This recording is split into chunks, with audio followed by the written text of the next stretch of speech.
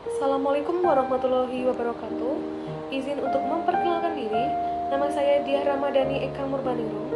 Di sini saya bertugas sebagai pengantar pertanahan ahli pertama. Kali ini saya akan memaparkan mengenai sikap perilaku bela negara. Bela negara sangat erat kaitannya dengan wawasan kebangsaan. Wawasan kebangsaan adalah cara kita memandang negara ini sehingga kita memiliki atau tumbuh rasa terhadap tanah air. Selain wawasan kebangsaan, konsep nilai-nilai bela negara tentu erat kaitannya dengan kesiapsiagaan bela negara. Kesiapsiagaan bela negara adalah suatu kesiapsiagaan yang mencerminkan sehat jasmani dan mental untuk menghadapi isu kontemporer dalam menjalankan tugas jabatan sebagai PNS profesional yang merupakan pelayan masyarakat serta membekali kita semua dengan kemampuan untuk memahami konsep konflik kepentingan. Dalam hal ini, konflik kepentingan memiliki arti sendiri serta memiliki pengelolaan konflik kepentingan dan memiliki internalisasi budaya pengelolaan konflik kepentingan. Konflik kepentingan dapat terjadi apabila seseorang dengan seorang yang lainnya memiliki kepentingan yang beraneka ragam, sehingga di sana menimbulkan percikan-percikan konflik. Maka dari itu, pentingnya adanya pengelolaan konflik kepentingan. Kenapa terjadi? Karena pengelolaan konflik kepentingan adalah suatu kondisi di mana kepentingan pribadi mempengaruhi netralitas dalam pengambilan setiap keputusan. Tujuannya agar mewujudkan tata kelola pemerintah yang bersih dan transparan serta akuntabel.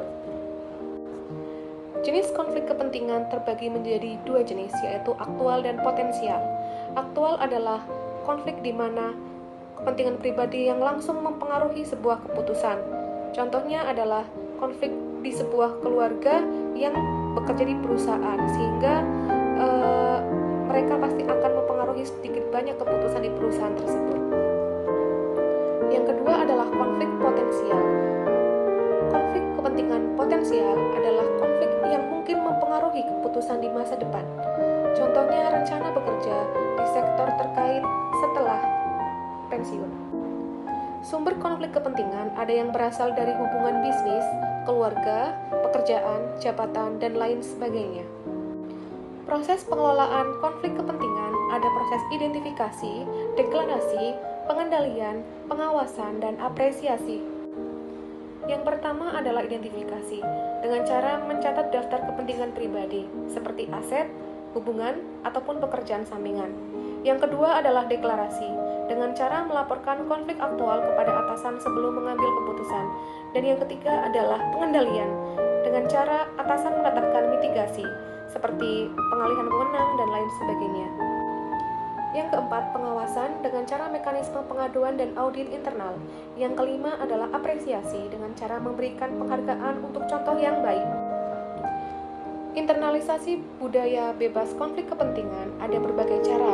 Yang pertama adalah pelatihan, yang kedua adalah sosialisasi, yang ketiga bimbingan, dan yang terakhir di lingkungan kerja itu sendiri harus adanya role model yang baik. Konflik kepentingan harus dikelola dengan baik. Selain itu, kita sebagai ASN juga wajib memahami dan menerapkan prinsip transparansi dan akuntabilitas.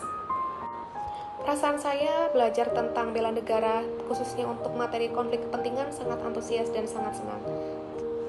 Sekian penyampaian materi dari saya, kurang lebihnya mohon maaf apabila ada kesalahan. Wassalamualaikum warahmatullahi wabarakatuh.